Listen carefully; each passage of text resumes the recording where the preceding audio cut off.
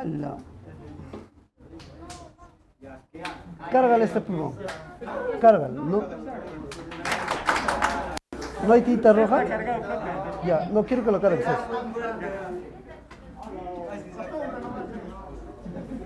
¿Qué? Ya le está gustando.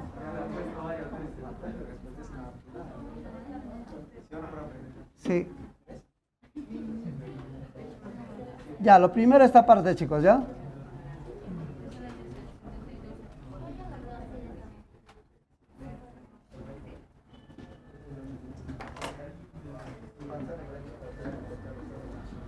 Bueno, el romanticismo de manera general ya lo hemos trabajado.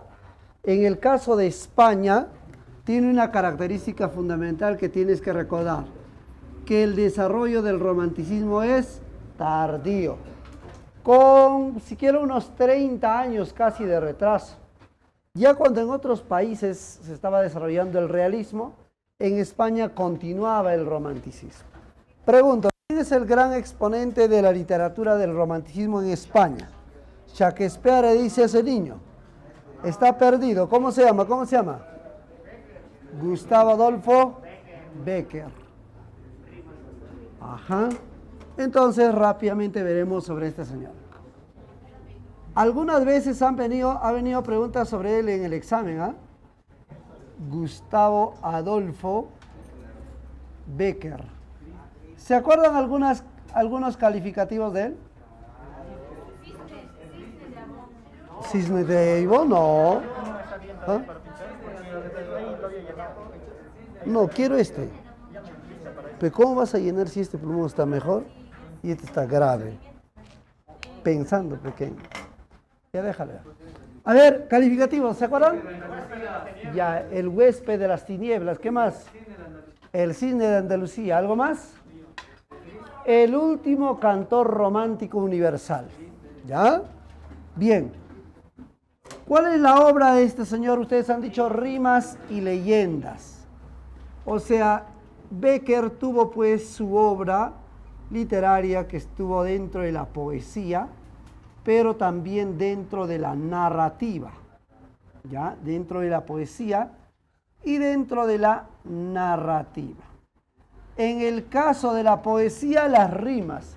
En el caso de la narrativa, las leyendas. Ahora, ¿qué tipo de poesía desarrolló Bécquer? Punto número 1. ¿Desarrolló una poesía social o intimista? Si no sabes, aunque sea, dime algo, por lógica, ¿social o intimista? Ya, ¿y qué significa intimista? Bacán la respuesta. ¿Qué significa intimista? Lo íntimo, profesor. Qué chévere, ¿ah? Pero ya, vamos a partir de ello. Lo íntimo es lo interior, la parte subjetiva, o sea, los sentimientos. Entonces, la poesía de Bécquer es una poesía intimista. En otras palabras, es una poesía sentimental. Muy bien, una poesía sentimental. ¿Ya? Bueno, definitivamente alguien inspiró la obra de Gustavo Adolfo Bécquer. O sea, hubo una musa. En realidad no una, sino varias. ¿Ya? Por ejemplo, tenemos acá a Julia Espín. Tenemos también a Elisa Guillén. Algunos estudios consideran que Julia Espín y Elisa Guillén son la misma persona. Pero también hay estudios que dicen, ah, no. ¿Qué dicen? Ah, no. Son distintas mujeres. Es válido. Pero el nombre con el que se conoce a la musa más importante de Bécquer es Julia Espín. Ya, Julia Espín. Bien, y también tenemos otra musa que viene a ser Casta. Qué bonito nombre, ¿ah? ¿De repente alguien acá se llama Casta? Hasta los varones quieren ser castas. Casta Esteban de Navarro. Muy bien. Allí tenemos entonces lo más importante de este señor. Yo creo que si en el examen te preguntan sobre Becker, básicamente, más bien sí nos podrían preguntar sobre la obra poética. ¿Ya? La obra poética. ¿Qué tipo de poesía es? Intimista. ¿Qué significa eso? Sentimental. ¿Qué significa eso? Sublime. ¿Qué significa eso? ¿Objetiva o subjetiva? Subjetiva. Porque lo subjetivo te muestra los sentimientos. A partir de ello, es necesario referirnos a las rimas. Aunque estas composiciones poéticas sencillas, breves. Inicialmente, Becker le había pensado poner otro título. No tenía pensado ponerle el título Rimas. Finalmente, este título Rimas no lo pone él, porque en 1870 fallece pues Becker, y en 1871 su esposa Casta y algunos amigos publican sus obras. O sea, él no publicó sus obras, pero ya en algún momento tenía pensado publicar estas composiciones poéticas, pero tenía otro título. Pregunta de examen, título original para las rimas de Gustavo Adolfo Becker. Alternativa A, Cartas a un ángel. Alternativa B, El libro de los gorriones. Alternativa C, Yarabíes. ¿Cuál es? ¿A, B o C? Bien. El libro de los gorriones. A ver, pocos años antes de su muerte, Becker, escúchame, ya tenía listo este libro, terminadito, listo para publicar, bajo el título de El libro de los gorriones. Sin embargo, se perdió este manuscrito. ¿Y qué hizo Becker? Tuvo que volver a escribir los poemas, recordar y volver a escribir, ¿no? Y esos quedaron en manuscritos nada más, en hojas sueltas inclusive. En cambio, en este libro ya estaba todo ordenadito. Pero cuando los vuelve a escribir, los dejó en hojas así desorganizadas, en desorden, todo. Y murió. Entonces, ¿qué hicieron su esposa y sus amigos? Agarraron esas hojas en las que había vuelto a escribir, tanto sus rimas, sus leyendas, y ellos lo publican. Ellos son los que llevan a publicarlo. Muchos años después, este manuscrito fue encontrado. Y hasta ahora, este manuscrito, y me consta porque yo lo vi, en la Biblioteca Nacional de Madrid, hasta ahora se guarda este libro. ¿Ya? Es un libro con una tapa cubierta de tela negra. Y en la portada dice El libro de los gorriones. Y ahí está el manuscrito. Hasta ahora se encuentra este manuscrito. Entonces, este era el título original de las rimas de Becker. ¿Ya? Ahora, ¿cuál es algo que ha venido siempre en exámenes en relación a las rimas? ¿Cuál es el tema más importante de las rimas de Becker? 1, el amor. Muy bien. El amor se come, dice. Algo así, hijo. Sí se come. Sí. Algo así. 2. Te habla también Becker sobre la poesía. Algún verso de Becker dice, podrá no haber poetas, pero siempre habrá poesía. ¿Ves? Luego tenemos el punto número 3. Eso está acá, hijo. Ahorita te lo voy a explicar.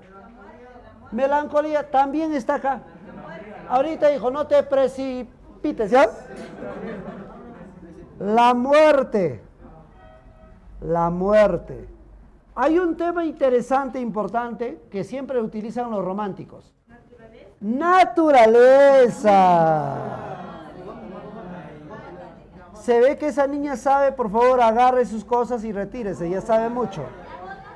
naturaleza. ¿Ya? Nos falta alguien. Nos falta alguien. La poesía ya está. Mujer, claro. Los románticos siempre están inspirándose en la mujer. Bien. Chicos, atención. Por ahí alguien decía, la tristeza, la melancolía. Pero eso viene, ¿sabes de dónde sale esto? Del amor. El amor al cual hace referencia Bécquer en sus composiciones poéticas es un amor no correspondido. Es un amor desdichado y ese amor entonces ocasiona lo que mencionó el niño, melancolía, ¿ya? La tristeza, la nostalgia. Espera, hijo, espérate, no te adelantes, ¿ya? Entonces, el amor al cual hace referencia Bécquer es un amor que le causa melancolía, tristeza, nostalgia. ¿Y qué tipo de amor es ese? Es un amor no correspondido. ¿Se dan cuenta? ¿Ya? Ahora, dentro de la obra poética de Bécquer, sí se expresa melancolía, nostalgia, tristeza, pero en algún momento también se llega a hablar de desengaño amoroso. Desengaño. ¿Y qué entiendes tú por desengaño? Desilusión. Pregunto, ¿alguna vez ustedes se han desengañado? Sí. ¿Segura? Ayer te pasó eso. ¿De quién te has desengañado, hijo?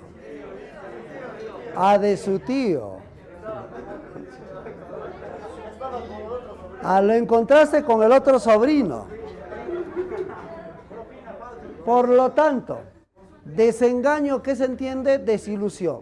Entonces, mira, dentro de las rimas vamos a encontrar eso, ¿no? El amor que causa tristeza, nostalgia.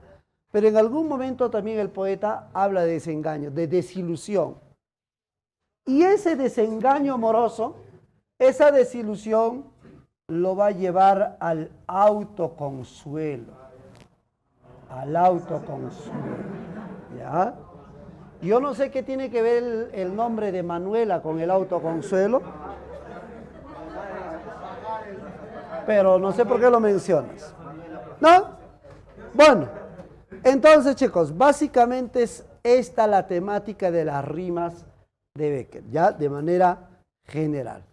Y las veces que han preguntado sobre este señor es precisamente esta partecita, mira. Esto de acá. ¿No? Y después que han preguntado sobre Bécquer, esta de acá. ¿Qué tipo de poesía?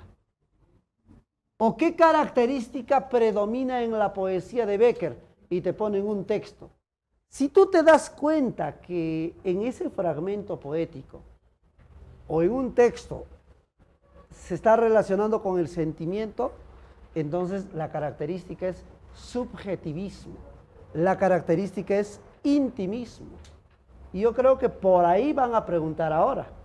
¿No ves que la UN se está inclinando o está comenzando a preguntar Deco? Por allí se van a dar, ¿no? Por ahí se va a dar la pregunta. Listo. Vamos a este tema que también es importante, la generación del 98 y del 27. Aquí quiero participaciones, ¿ya? Aquí quiero participación. Mira, 1898. 1927. Mi pregunta es, ¿a cuál de estas generaciones se llama generación finisecular?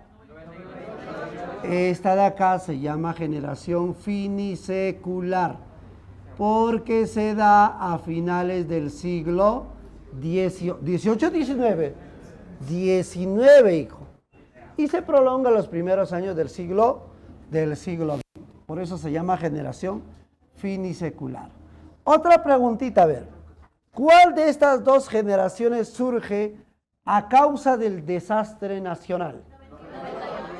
Bien, entonces acá vamos a poner la causa del surgimiento de la generación del 98 es el desastre nacional. el desastre nacional. Tú dirás, profe, a mí me han dicho que la causa por la que aparece la generación del 98 es la crisis española. Perfecto, lo pongo acá. Tú eres medio, bueno, no eres un niño normal y te puedes confundir, pues, ¿no? Crisis española. Ya. Señala verdadero o falso el siguiente enunciado. Y a veces eres un niño anormal. Ni he preguntado, ya estás respondiendo. ¿Ves? Ah, velocidad. Ah, ya, tú lo llamas velocidad. Bueno, entonces la pregunta dice, señala el siguiente enunciado.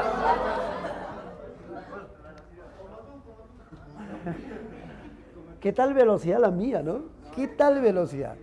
La generación del 98 surge por la pérdida de las últimas colonias en América.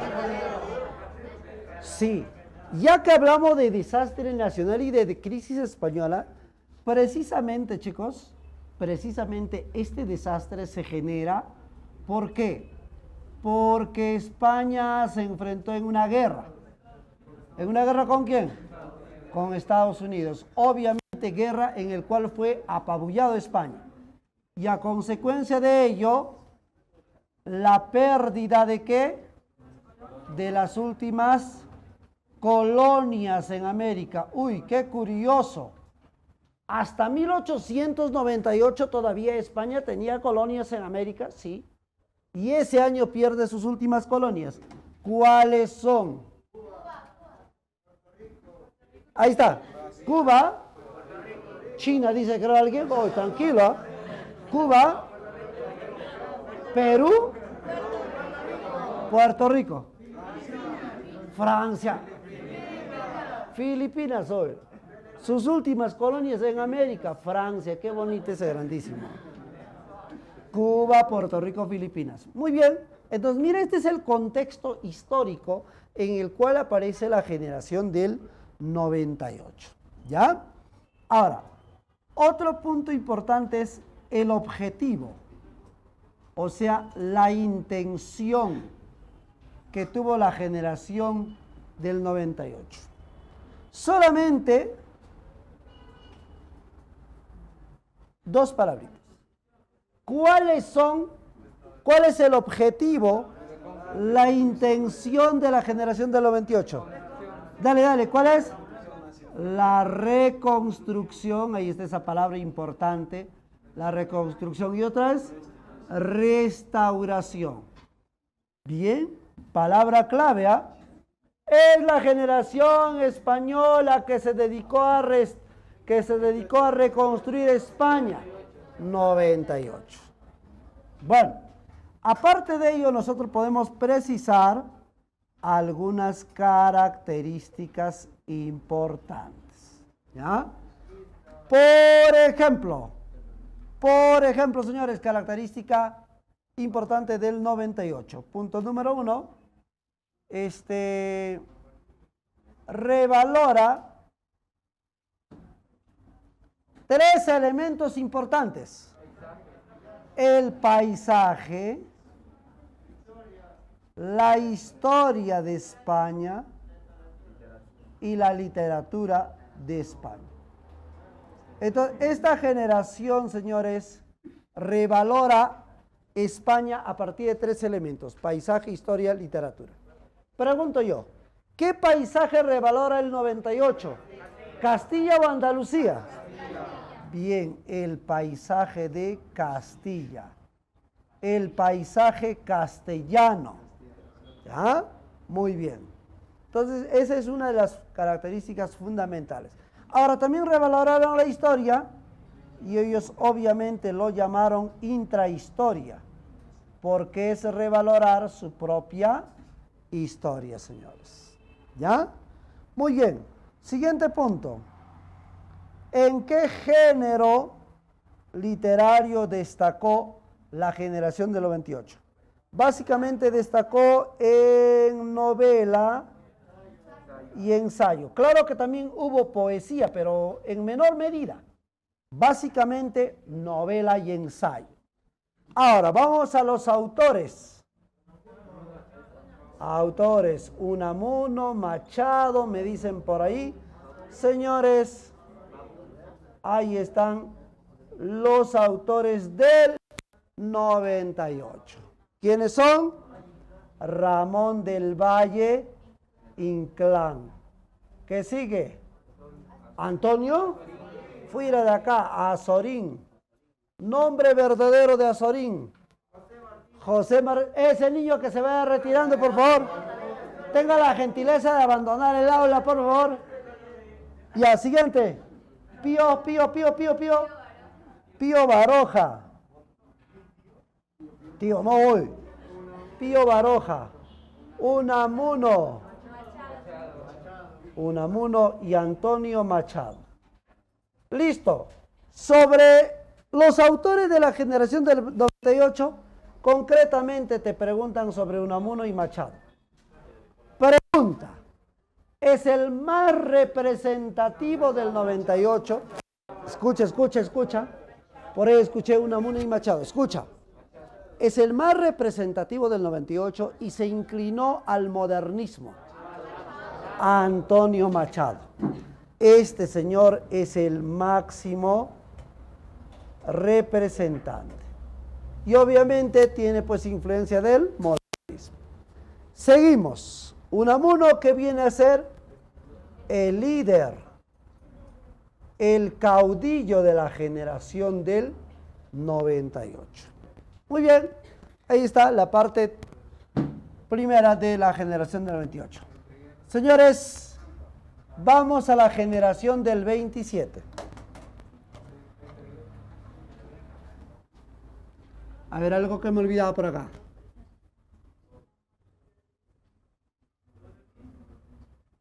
Bacán. Influencia. 98 y 27, ¿ah? Atención. Atención, señores. Atención.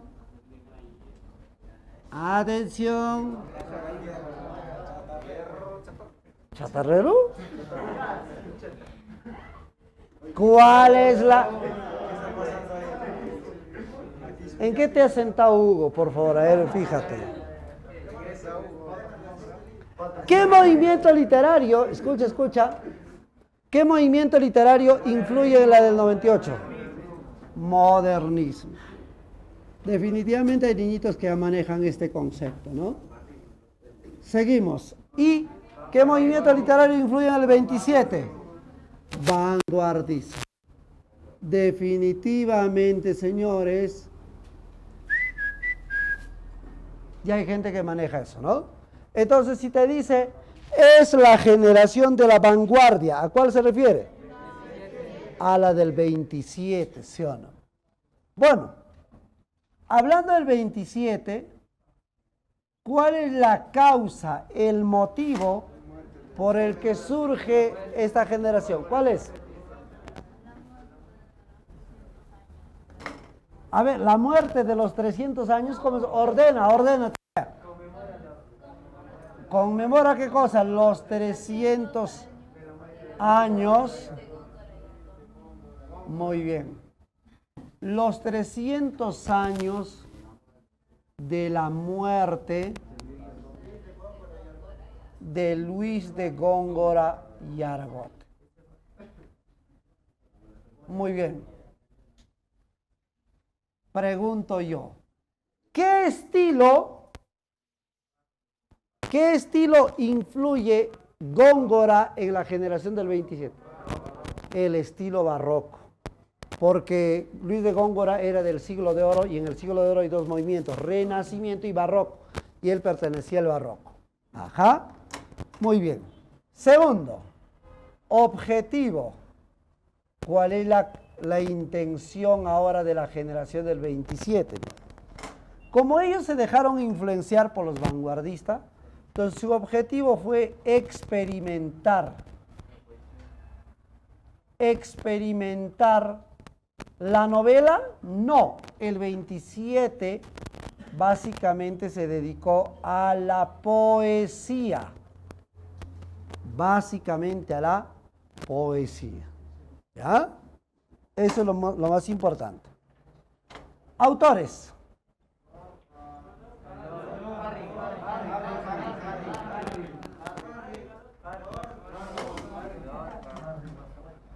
Vicente Coco.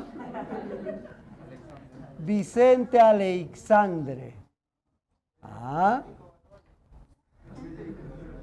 Federico Azuayo. Después, ¿quién más está? Rafael Alberti. Luis Cernuda. Pedro Salinas. Pero el más importante,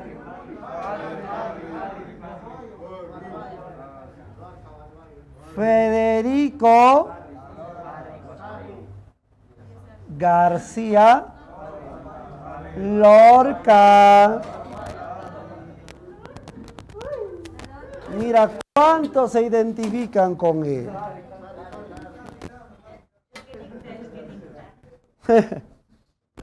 Muy bien, chicos. Bueno, Federico García Lorca, cuestionado, bueno, primero por sus ideas de izquierda, por su pensamiento de izquierda, cuestionado por su homosexualidad. Bueno, menos mal yo no soy como esos que cuestionan. Si hasta en la academia les he aceptado, quién sabe, ¿no? Si hasta en la academia les he aceptado, hijo. Así que bueno. ¿A qué se dedicó Federico García Lorca? Miren, Federico García Lorca era Aitar. Fue poeta y dramaturgo. Cuando digo dramaturgo, escribió obras de teatro. Cuando digo poeta, su poesía marca un cambio en la literatura española. Mira, como poeta, él desarrolla la llamada poesía neopopular. Ajá.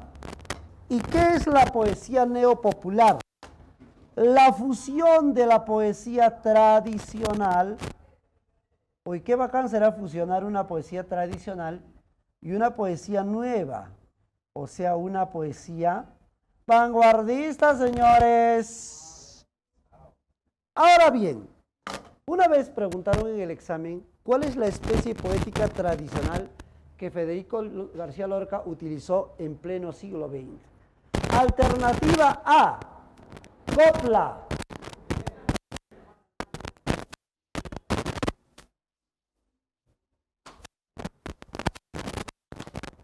Alternativa B, cuadernavía. La miércoles, ¿han escuchado alguna vez eso? Repito, especie poética tradicional que Federico García Lorca revivió en pleno siglo XX. A, copla. B, cuadernavía. C, romance. ¿Cuál de los tres?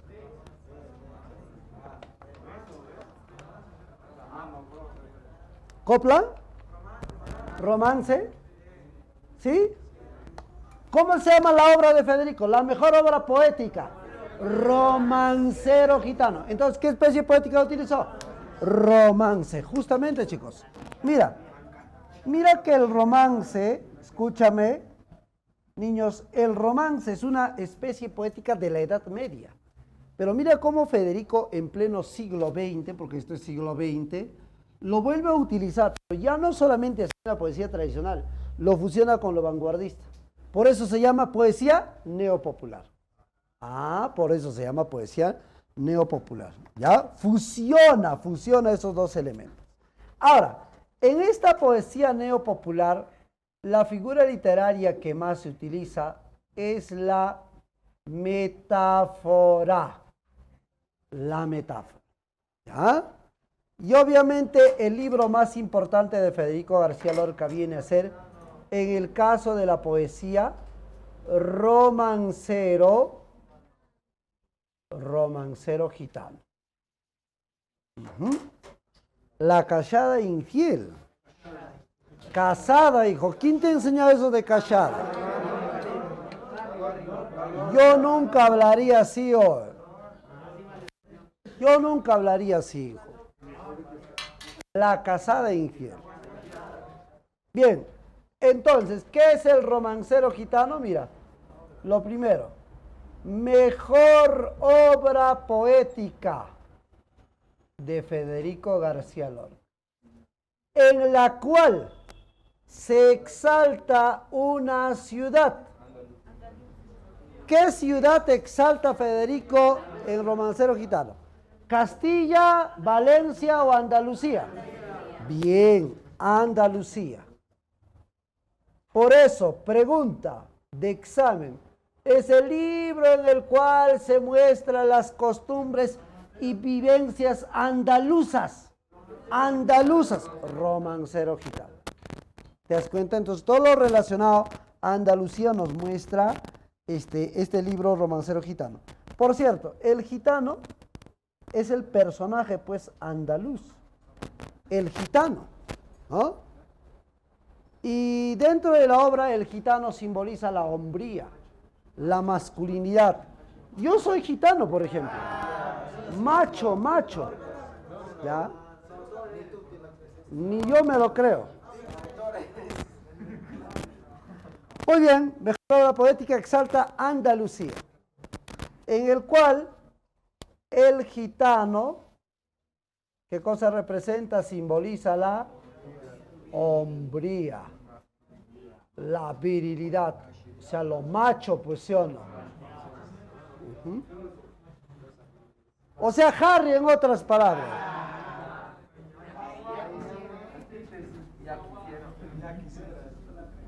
Bueno, Federico fusilado en 1936 en el contexto de la guerra civil. Chicos,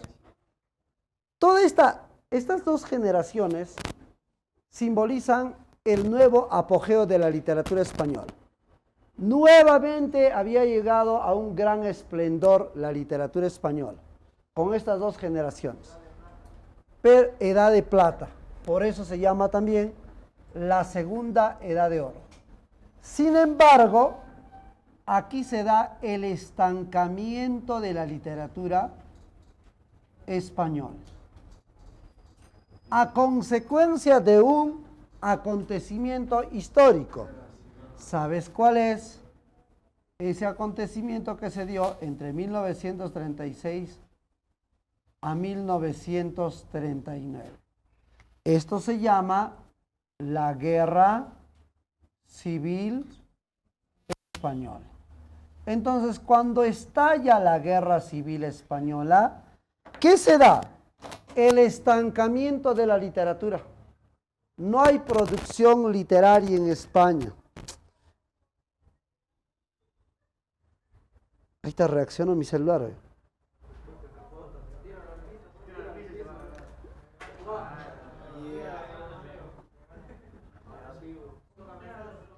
No, mira, no reacciona, se ha congelado. En la cámara se ha congelado. No se puede ni apagar. Pues mira, acá tengo. ¿Esto? No, no se apaga con eso. Nada, ¿ves?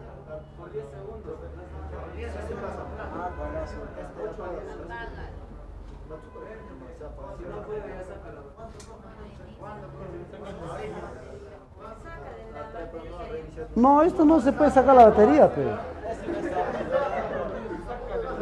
Los celulares de gama alta no se pueden sacar la batería, tío. No es como los tuyos, pero.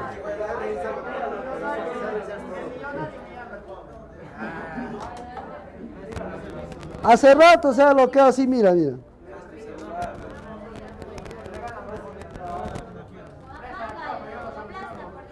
Mira, 1, 2, 3, 4, 5, 6, 7, 8. No, no dice. No, nada. Quiero ver, mantengan las teclas.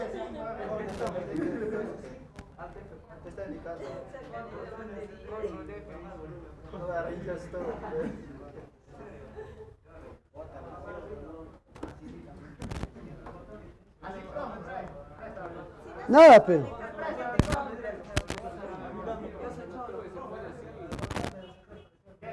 No, mira, ahí está. Pero. Ya, pero no aplaudes, mira, no sabe.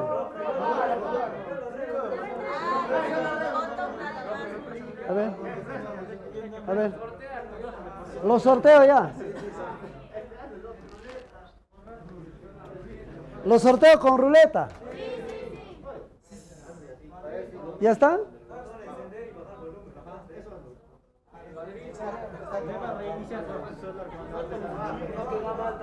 ¿Ah?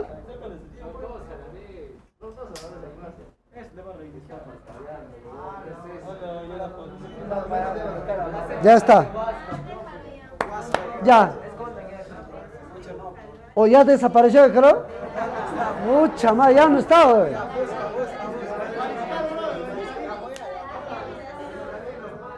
A ver, ¿quién es ese de San Ramón? ¿Ah? No, mariscalinos somos tranquilos. Somos buena gente los mariscalinos. Gracias, hija.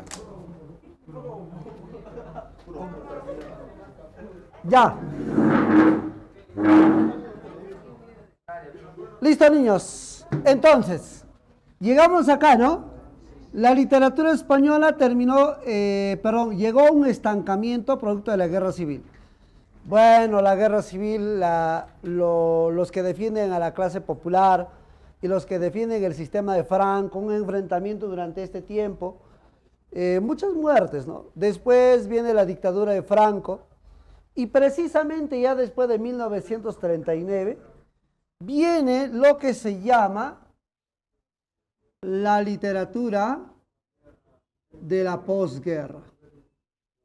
Precisamente se llama posguerra después de la guerra, pues, ¿no?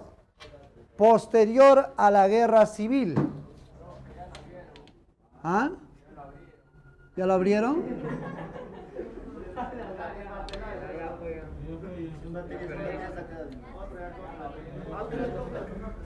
Ah, ¿lo pagaste, hijo? ¿Ah?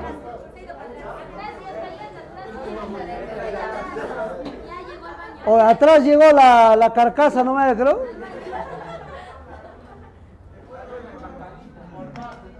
Por parte no está llegando.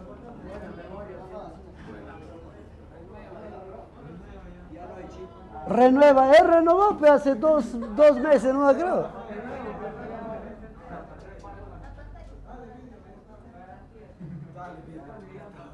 Sí, tendré que llevarla a la tienda, pero. Sí, porque ¿cuánto? ¿Un mes y medio, 2 meses tienes que hacerlo? No, nada. Tienda. No, de la nada, chicos. Estaba ahí sentado. Agarré y ya no funcionaba.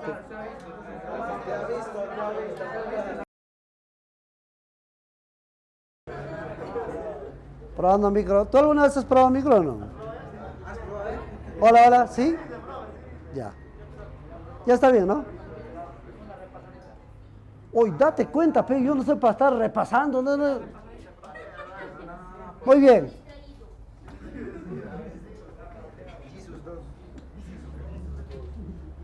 Hoy Jesus se jateaba, ¿no? Por algo su chapa es sueñitos. Pero. Él cuando estaba en la academia tenía cabello largo y cuando se dormía a veces no nos dábamos cuenta porque su cabello le tapaba el ojo.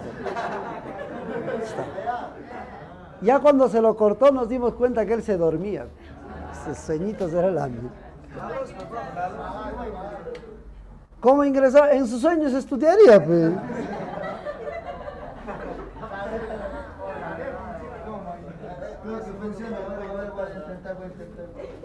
Intenta, hijo. ¿Eh? Y ahora está orgulloso, anda con su guardapolvos. ¿Se me cuenta, no? Pañamaca, mire eso, Jesús. Tan emocionado ahí de hoy día y toma de local ya miércoles. Bueno, lamentablemente, chicos, esta es la universidad. Hay problemas que nunca acaban. Supuestamente el día jueves, viernes iniciaron las clases. ¿Cuántas escuelas no tienen docentes? ¿Cuántas escuelas sus aulas no están habilitadas para recibir clase?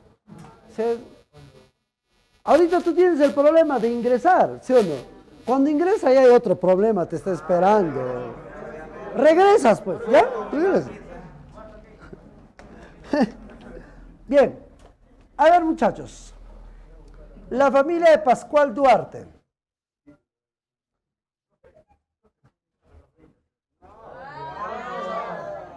Hoy, otro día que no te equivoques, atento.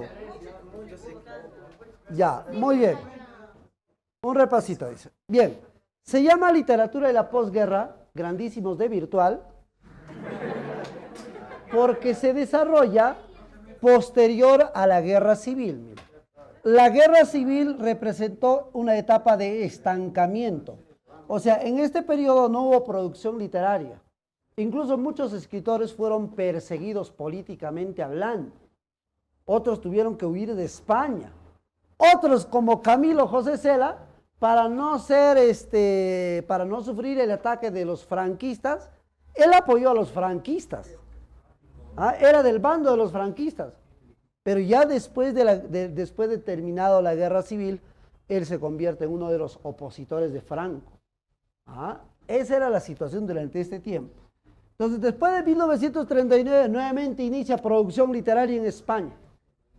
¿Qué significa reactivación literaria? Posguerra significa reactivación literaria de España. Y lo más importante, aparece una tendencia descriptiva en la literatura española que muestra violencia, crueldad, lenguaje vulgar, crudeza. ¿Cómo se llama esa tendencia de esta característica? Tremendismo. Uno de sus grandes representantes, Camilo José Cela. Y la novela que inicia el tremendismo, a propósito que se publica en 1942 e inicia el tremendismo, es La familia de Pascual Duarte, que tiene un estilo autobiográfico, un estilo epistolar.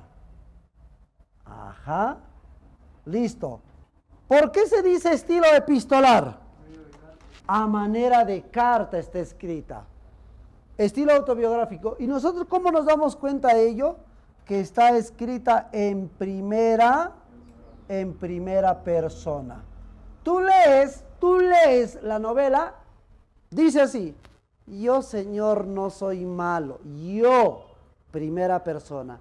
Yo, Señor, no soy malo, aunque motivos no me faltan para hacerlo. Así. ¿Ya? Y el que está narrando precisamente en primera persona, señores, el que narra en primera persona es el personaje de nombre Pascual Duarte. Pascual Duarte narra su historia. Narra su historia, señores. Narra su historia. Ahora, de su vida, de su historia, todo lo que nos narra, primero nos narra su infancia. ¿Quién era su papá? ¿Quién era su mamá? Todo nos cuenta sobre su infancia. La infancia de Pascual básicamente se caracterizó por ser violenta.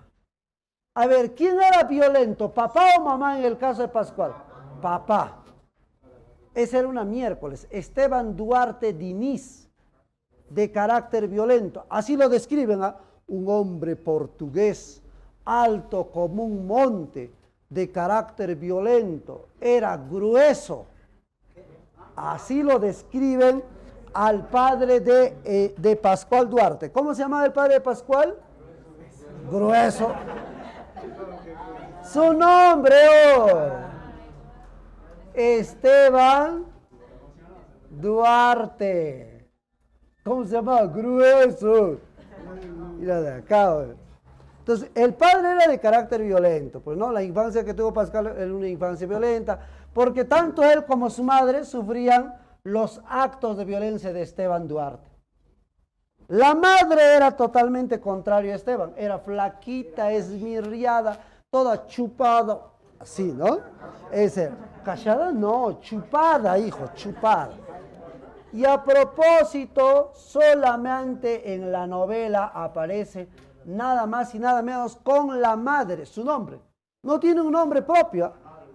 No tiene un nombre propio. Y esto tiene un significado. ¿Sabes por qué? Porque la madre representa a España. España violenta, capaz de convertir a las personas en crueles. ¿Bien? Ahí está. La infancia de Pascual era violenta. De su infancia tenía su hermana. Recuérdame. Tenía su hermana. Pascual tenía su hermano. Su hermana. No. A ver, Pascual. ¿Su hermana cómo se llama? Rosario. Muy bien. Grete. Rosario se llamaba. Cuando esta niña a los 14, 15 años ya había aprendido malas mañas. Imagínate, sabía robar. ¿Ya?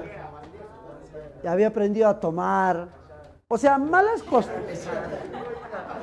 Malas costumbres, pues, ¿no? Ese era Rosario. Incluso Rosario se involucró con un hombre que prácticamente le arruinó la vida. Y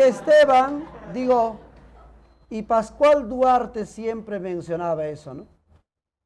Paco López es el causante de que mi hermana Rosario haya perdido el rumbo de la vida. Bueno, según dicen, Paco López era un hombre que se aprovechaba de las mujeres, ¿no? Las hacía trabajar para él.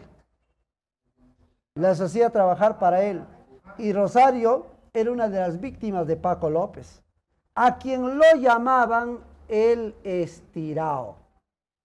Ese era. ¿Alguien acá lo llaman el estirao? Bueno, la infancia de Pascual. En segundo lugar, deben ustedes recordar las desgracias. Él cuenta su historia, cuenta su infancia, luego cuenta sus desgracias. Pobrecito este hombre. Tantas desgracias que le suceden en la vida, caramba. Primero, Pascual llegó a tener un hermano. ¿Cómo se llamaba? Pascualillo, nada, miércoles. Mario. Mira, una de las desgracias que a Pascual le afectó, precisamente, fue la muerte de Mario. Sí, terminó ahogándose en una tina con aceite. Pobrecito, de todo le había pasado a este niño. Le salió sarpullidos en el trasero, después un cerdo le comió sus orejitas, de todo le pasaba. Finalmente se ahogó en una tina con aceite, ¿no? Pero eso constituye una de las desgracias para la vida de Pascual Duarte.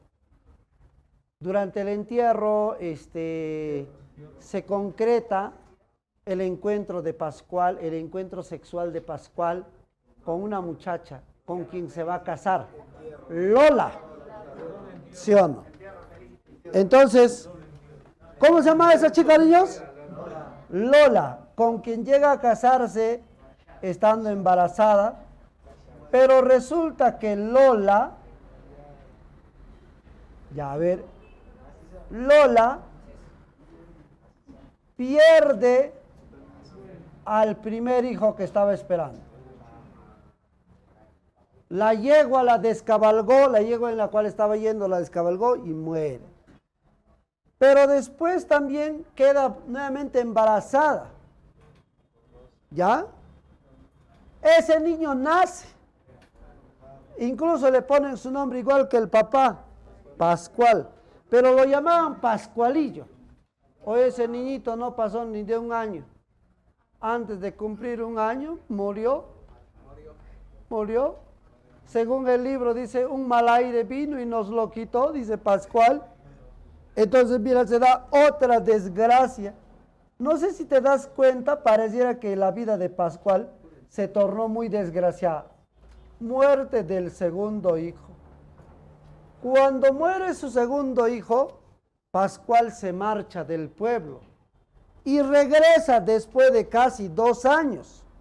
Oye, cuando regresa después de casi 2 años, Su esposa Lola estaba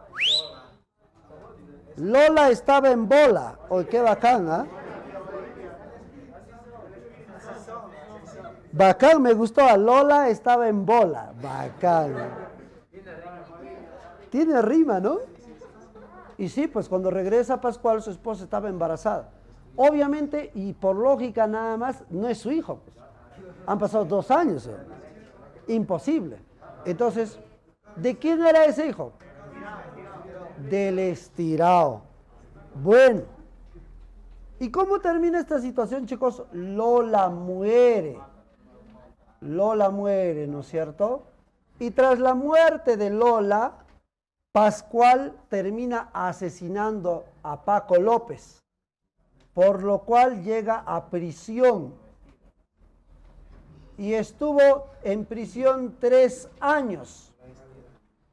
Cuando sale de prisión Paco López, se casa por segunda vez, con esperanza. Pero en su casa vivían mamá, la madre, Pascual y su mujer. Entonces él se da cuenta de que todas las desgracias que le han pasado en su vida, la culpa la tiene su madre. Y empieza a pensar en el crimen más horrendo que un hombre pueda comer. Y se da el asesinato de su madre. Por este crimen que cometió, señores, Pascual nuevamente regresa a la cárcel. Y estando en la cárcel, muchachos, Pascual Duarte escribió su historia antes de ser ejecutado, antes de su muerte. Pascual escribe su historia y lo envía a don Joaquín Barrera López. ¿Ya? Entonces, esta historia, mira, será enviado en fajos y fajos de papel a don Joaquín Barrera López. Joaquín Barrera López. Ahora, hay otro personaje que pasará a limpio toda la historia de Pascual. Pasará a limpio. Este personaje dice: yo le quité las páginas más violentas de la historia de Pascual. ¿Sabes quién pasa limpio la historia de Pascual? Este personaje, el transcriptor. Por eso al inicio de la novela hay una nota que dice nota del transcriptor. Muy bien, entonces vemos acá, chicos, cómo un hombre se va degradando a causa de las desgracias, a causa del sufrimiento. Este hombre cambia. Eso es. Mira cómo las desgracias pueden convertir a un hombre en un tipo cruel, ¿no?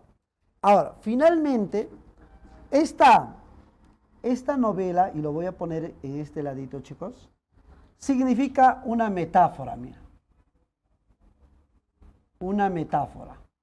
La familia de Pascual Duarte es una metáfora ¿de qué? De la desarticulación, de la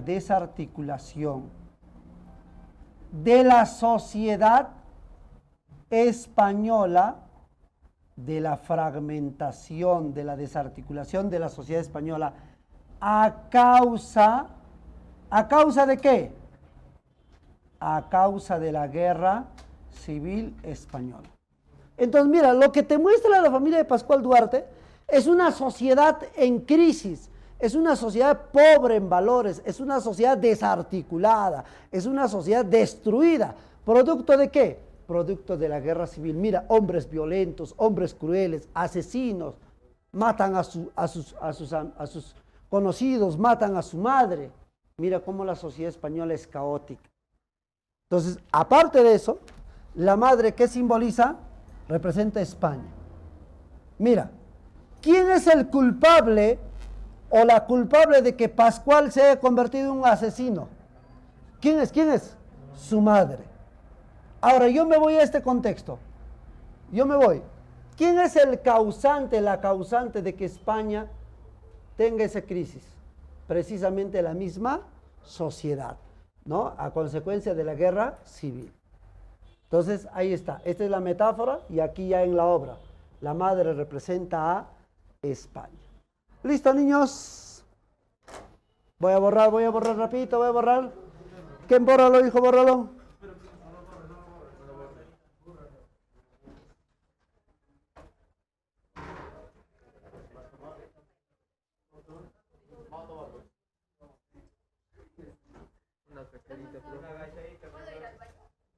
No.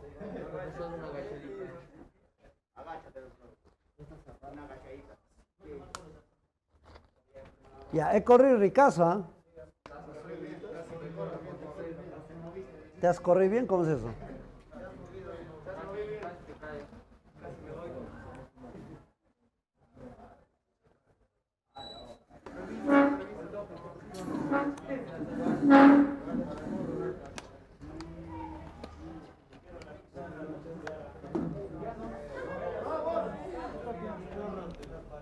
El sábado ya no van a tener clase conmigo, chicos. A HU ya van a tener. Claro, estamos cambiando nomás, pues. Sino que el profesor Orlando está mal. No puede hablar, está. Yo le he dicho, te desatoro, no ha querido. Pues. Para eso estamos los amigos, para ayudarnos. Pues. Sí, está grave, no puede hablar afónico, se quedó ese mi amigo. Entonces la única manera era pues que ustedes su ETA del última hora den en la primera. Y yo tenía, en realidad en el colegio tenía clase hasta las 12:50. Pero a las 11 y tantos me he enfermado, pues me agarró escalofríos, todo. Al director le he dicho, profe, estoy con fiebre, me voy a retirar. Ya anda nomás, me ha dicho. En el colegio me he enfermado varias veces, he tenido como 4 cumpleaños ya. A la muerte. ¿No? Fatal esa.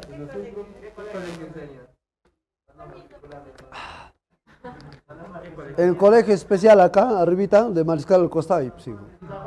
Por eso que les entiendo a ustedes. Pues. Claro. Claro.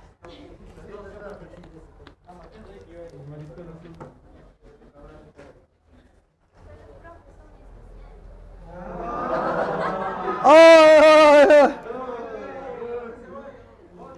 No. Claro, los profes estamos preparados para entender a ustedes que son especiales.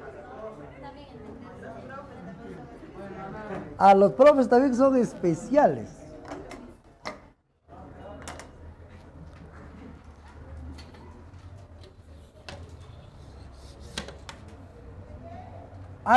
Me he corrido, digo, he corrido bien, ¿no? ¿Por qué? Porque estamos atrasados, pues. Ricazo, ¿ah?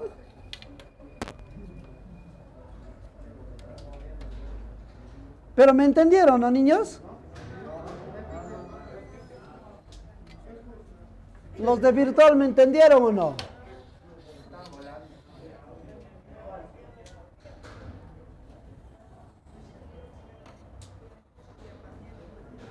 Los de virtual entienden más rápido, hijo. Es que, a decir verdad, ellos tienen más ciclos que ustedes. ¿Los de virtual? Sí, tienen más ciclos que ustedes. Si un día un chico de virtual venía, tenía 28 años, se imagina. ¿Tú cuánto tienes? 15 recién, pues, ¿sí o no? Ya ves, diferente. ¿Sí o no? A ver, virtual, confirmen que tienen de 25 años para arriba. Confirmen, a ver. Acá son niños de 15, 16.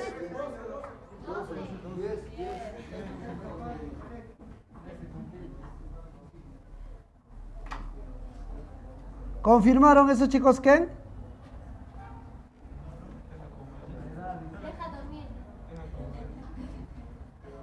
Muy bien. Romanticismo hispanoamericano. Rapidito, pequeñito por acá. Su desarrollo, ¿cómo fue? Grandote, mira, su desarrollo fue tardío. Profe, o sea, en varios lugares del mundo el romanticismo fue tardío, ¿sí? Ajá. Aquí voy a poner vertientes. Pregunta de examen. ¿Cuál es la vertiente con la cual inicia el romanticismo hispanoamericano? ¿Vertiente sentimental o social? Inicia el romanticismo hispanoamericano, chicos, inicia con el romanticismo social. Y este romanticismo social está relacionado con una época de dictaduras, caudillismo, muy bien. Esto han preguntado, chicos, en examen. Movimiento literario que en Hispanoamérica inicia con una secuencia de dictaduras y de caudillismo. Romanticismo hispanoamericano. ¿Ah? Se dan conflictos sociales, como dice su propio nombre, conflictos sociales. Bacán. Aquí está Amalia de José Mármol, una de las primeras novelas románticas de Hispanoamérica. Después Facundo de Faustino Sarmiento, El Matadero de Esteban Echevarría, son obras que tienen este contenido, dictaduras, caudillismo, pero siempre está el tema del amor también. Pero a nosotros nos interesa más esta segunda vertiente, que es el romanticismo sentimental. ¿Qué es el romanticismo sentimental? Ya, espera, no me digas expreso sentimiento, no miércoles. Porque desarrolla el tema del amor, pero el tema del amor relacionado con la muerte. En el romanticismo sentimental aparece esta dualidad, amor-muerte, amor-muerte. Y también otro elemento importante es mejor voy a poner acá así, es el paisaje. Mira la diferencia. En el romanticismo social, Amalia, El Matadero, dictaduras, conflictos sociales. En el romanticismo social, el amor y la muerte. Novela latinoamericana en la que se toca el tema del amor y la muerte. ¿Cuál es? ¿Ves? Y también en esa misma novela María aparece un paisaje hermoso. ¿Cómo se llama? El Valle del Cauca. Entonces, el paisaje netamente americano. Americano. Cuando yo te hablo de paisaje netamente americano, muchachos, cuando yo hablo de paisaje netamente americano, me refiero a valles, me refiero a la pampa, ¿ah? Me refiero a la llanura, propias de América. Justamente la novela María, ¿en cuál de estos escenarios se da? En un valle. ¿Cómo se llama? El Valle del Cauca. ¿Dónde queda? Colombia, ¿ves? Bacana, ¿dónde queda? En el Cauca. Chévere ese. Ya. Muy bien. Jorge Isaacs.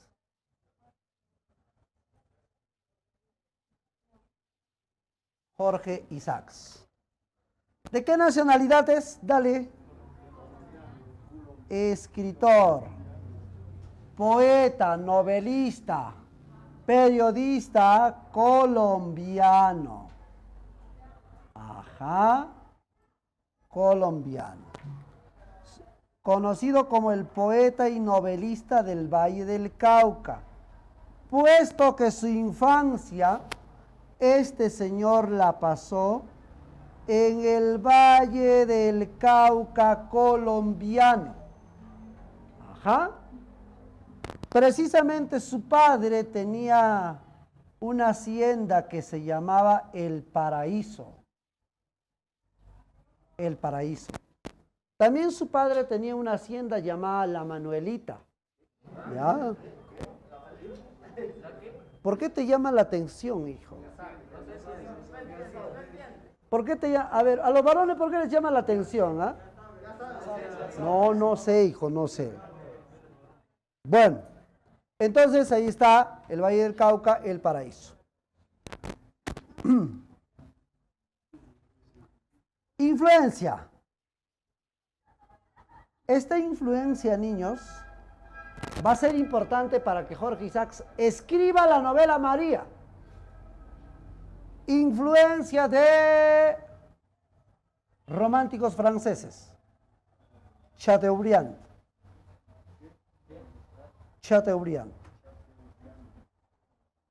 Con su novela Atala. Mira, Atala es una novela romántica que te presenta dos jóvenes enamorados, Atala y Chactas. Atala y Chactas eran los dos personajes. No, varones, no, pues hijo, Atala es mujer. Atala es mujer, oye.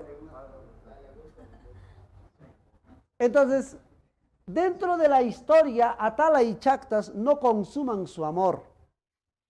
No consuman su amor. Y terminan siendo asesinados, la muerte los separa y el amor se trunca por la muerte. ¿Ves?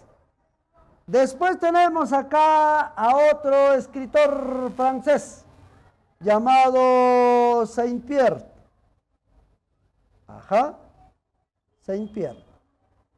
Y su novela llamada Pablo y Virginia.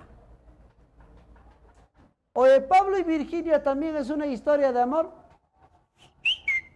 Eran dos niñitos que fueron creciendo como hermanitos, pero ya cuando eran adolescentes se enamoraron.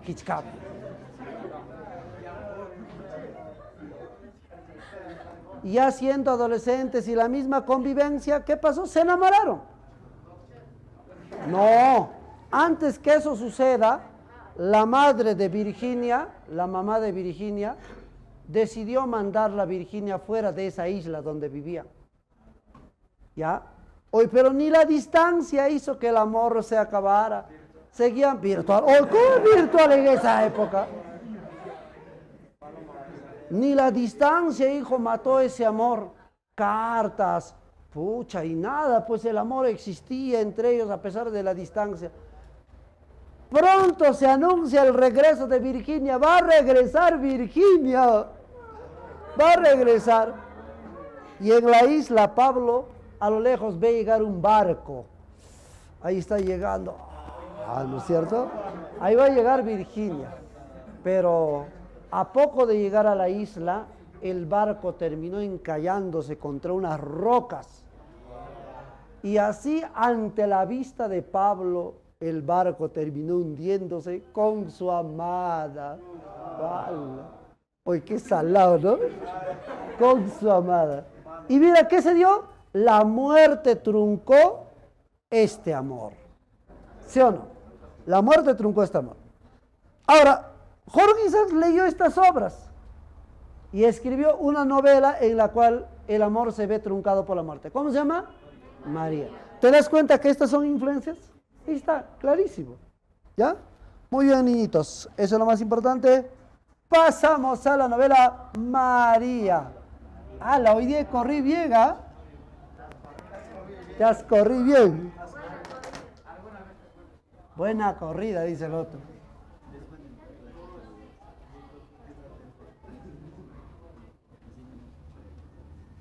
Hoy no sé si ya me han repuesto. Al frente de mi casa me han cortado el internet, chicos. Y no me reponen varios días, y eso que hemos pagado. ¿Eh? Y no sé, pues llamo y los técnicos me dicen, no, tal vez hay un desperfecto, vamos a ir a su casa. Por eso que, no, sí he pagado, hijo. Ayer, anteayer, en las noches he estado creando salas a través de mi celular. ¿No te he aceptado? Ya me voy a dormir. Sí. No, sino que como es del celular es inestable. Es que no tengo internet, pues hija, ¿cómo va a ser si no tengo internet? ¿Igual no hago? Ya voy a hacer, ¿ya? Aló. Ken, te voy a matar, hijo. Debía comprar pulmón negro este señor. ¿Ahí tienen pulmón negro? ¿Quién tiene?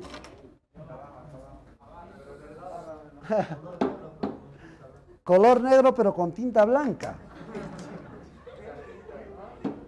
¿Cómo es eso? Nunca he visto esa. Muy bien. Una novela semi-autobiográfica.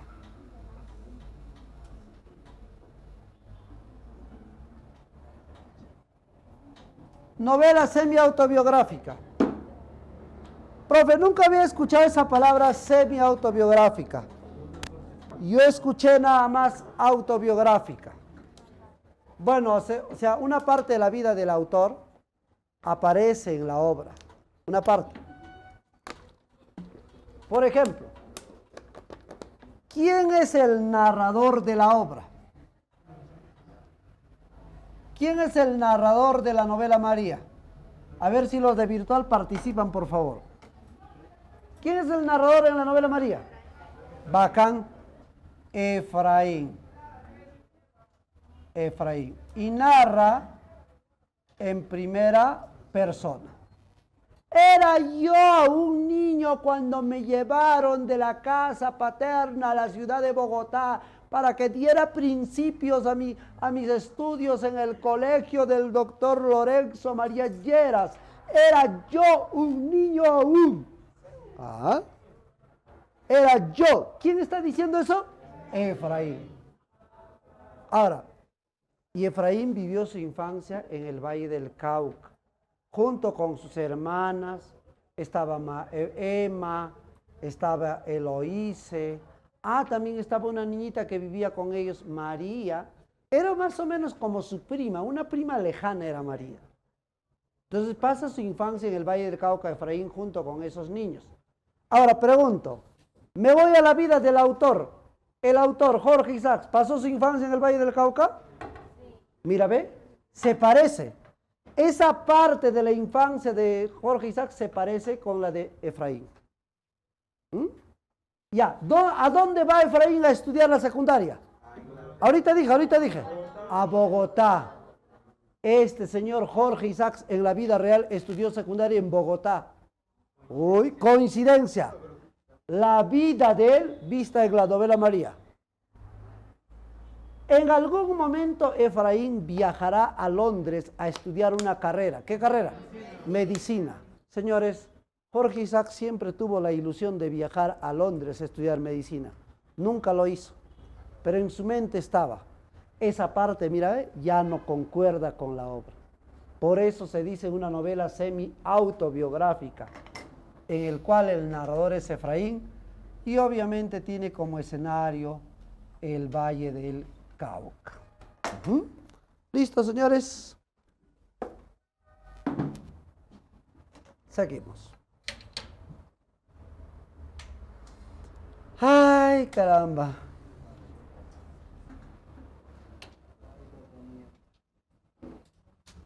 ¿Se acuerdan que premiamos a ese niñito con los 300 soles? Sí, ¿no? No, hay una mamá que me estaba reclamando hasta ayer que su niña también había hecho las 15 preguntas buenas. Sí, tiene razón. Hay 3 niños que han respondido las 15 preguntas. Hoy las preguntas no estaban nada fáciles. O sea, eso significa que esos niñitos, o sea, están bien preparaditos.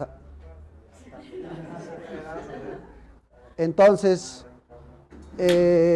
sí, hay 3 niños que han hecho el puntaje perfecto de 150, ¿no? Son 15 preguntas a 10 puntos, 150. Pero lo que se ha determinado es quién terminó en menor tiempo. Y ese niñito sí es un salvaje, en 15 minutos lo ha destrozado ese examen. O sea, 15. 15.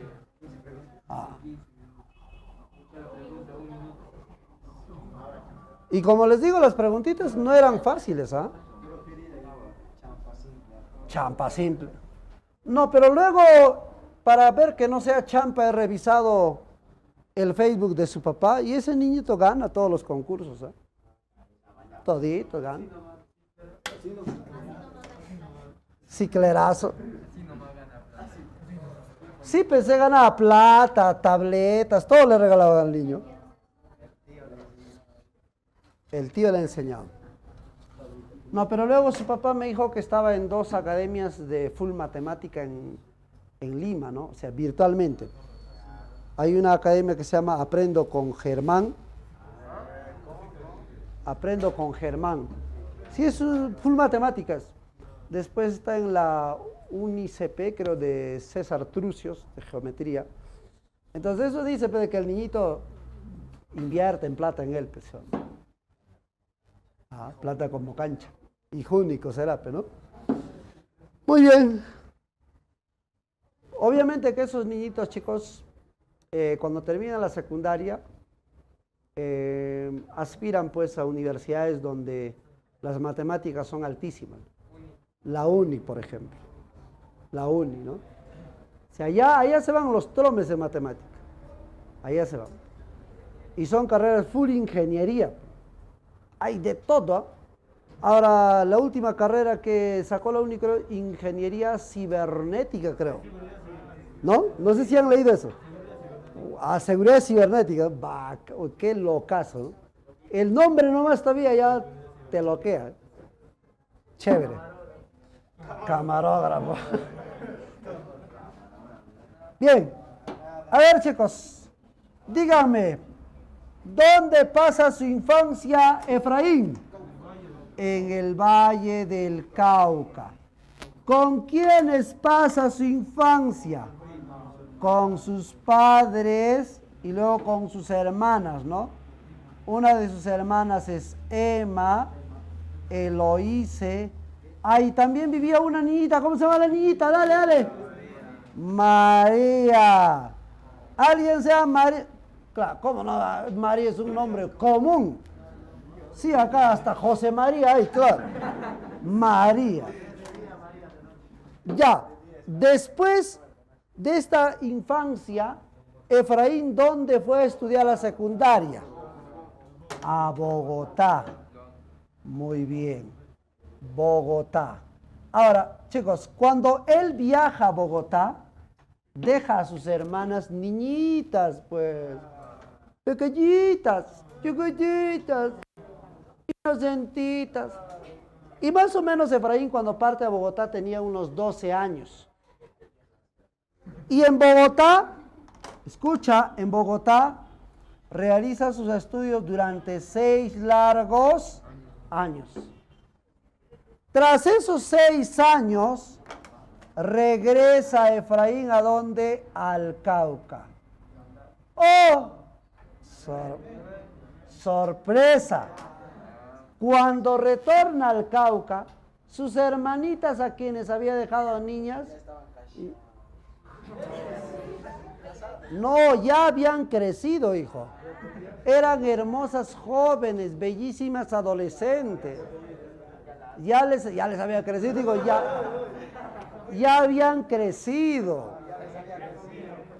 Y María también estaba hecha toda una divina, y sus trenzas hermosas, su cabellera castaña, su tez blanca, hermosa. Entonces, mira, ¿qué sucede? Cuando Efraín retorna al Cauca, sus hermanas se habían convertido en jóvenes hermosas. María era una bellísima adolescente. Por eso él dice, ¿no? Cuando regresé al Cauca, regresé a la casa paterna. Entre las mujeres que estaban allí intenté reconocer a mis hermanas. Y allí estabas tú, María, con tus ojos grandes, tus párpados orlados. Tu rostro se llenó de rubor cuando mi brazo rozó el tuyo. ¿Ves? Ahí se dio el retorno. Y es precisamente en este regreso al Cauca.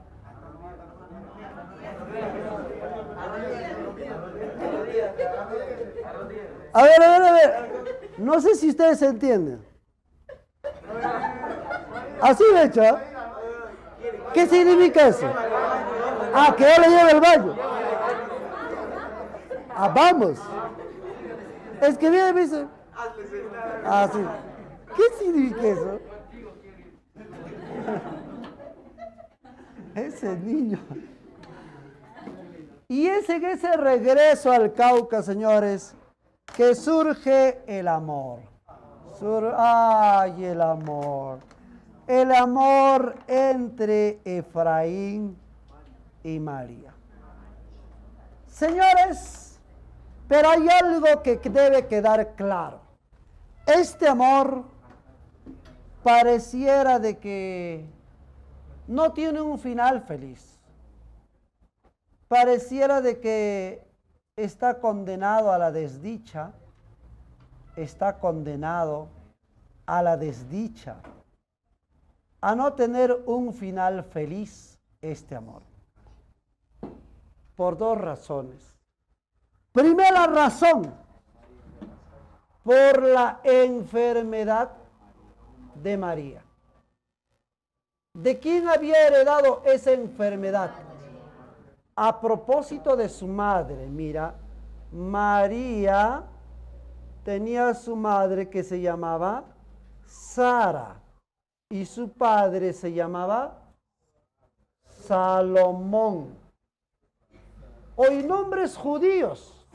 Es más, digamos que María también inicialmente tuvo un nombre judío, Esther. Mira, y resulta que tras la muerte de su madre Sara, a consecuencia de la epilepsia, el padre Salomón dijo, no. ¿Qué dijo? No puedo seguir mis viajes con mi pequeña hija, así que voy a dejar a mi pequeña Esther con unos parientes que tengo en el Cauca, o sea, los padres de Efraín. Pero los padres de Efraín eran cristianos. Por lo tanto, Salomón tuvo la necesidad de bautizar a su hija Esther con un nombre cristiano, para que sea aceptada por la familia de de Efraín. Y es por esa razón que luego fue bautizada con el nombre cristiano de María. Y así fue aceptada en la familia de Efraín, y así llegó a la familia de él, y así luego se enamoraron, y así luego se casaron. No, eso no. Pero bueno, tú ves acá que este amor está condenado a la desdicha por la enfermedad que María heredó de su madre. Ahora, hay otro asunto, chicos.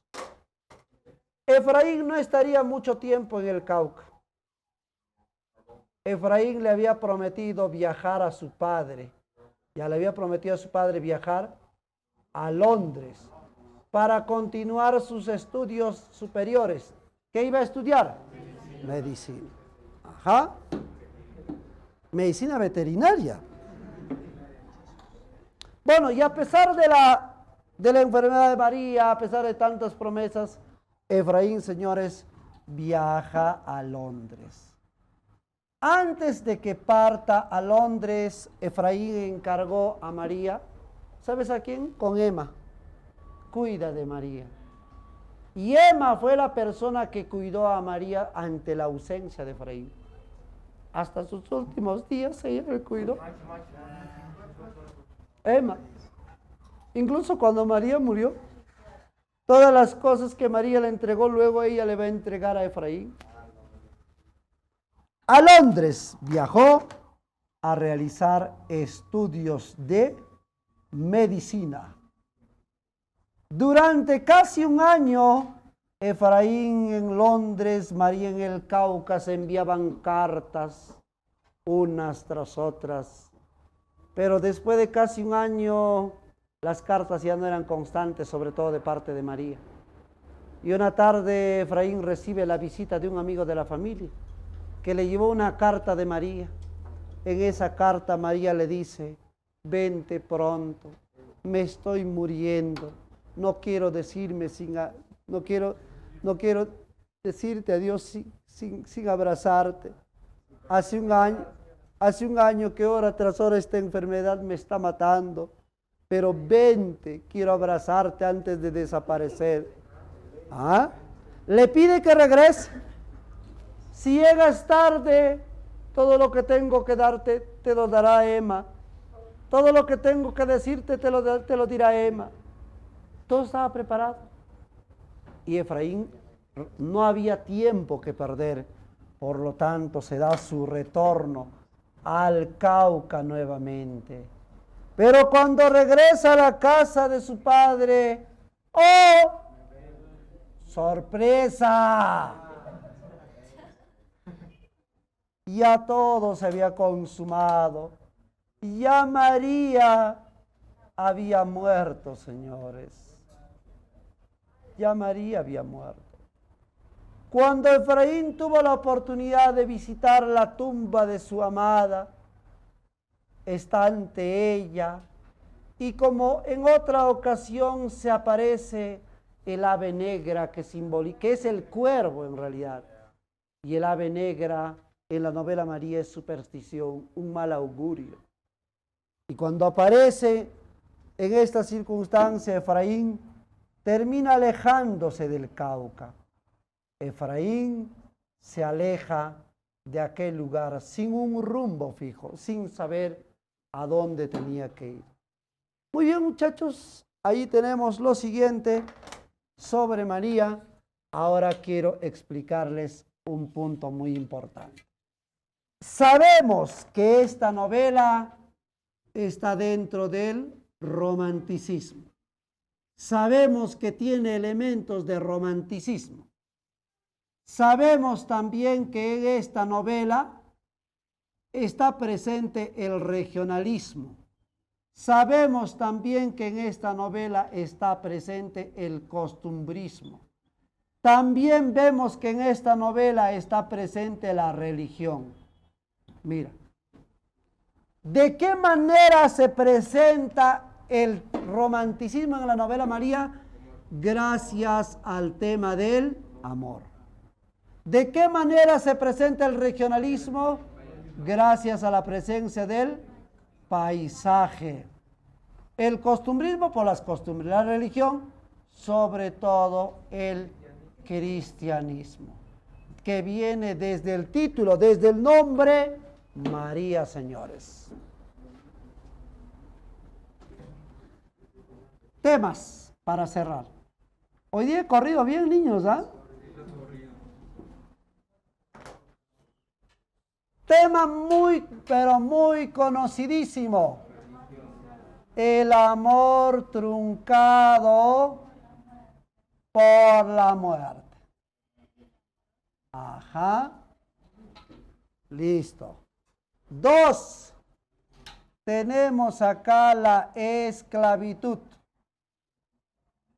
Señores, el papá de Efraín tenía esclavos. También dentro de la historia se cuenta sobre estos dos, Nay y Sinar, que son dos jóvenes enamorados que terminaron siendo vendidos como esclavos. ¿Ah? Esos eran Nay y Sinar. Después tenemos acá el erotismo. ¿El erotismo en qué aparece? En la exaltación de la belleza de dos elementos. Muy bien. En este caso de María, la belleza de la mujer, pero también del Valle del Cauca colombiano. Listo, chicos. Muchas gracias por haberme escuchado. Terminamos, ¿ya?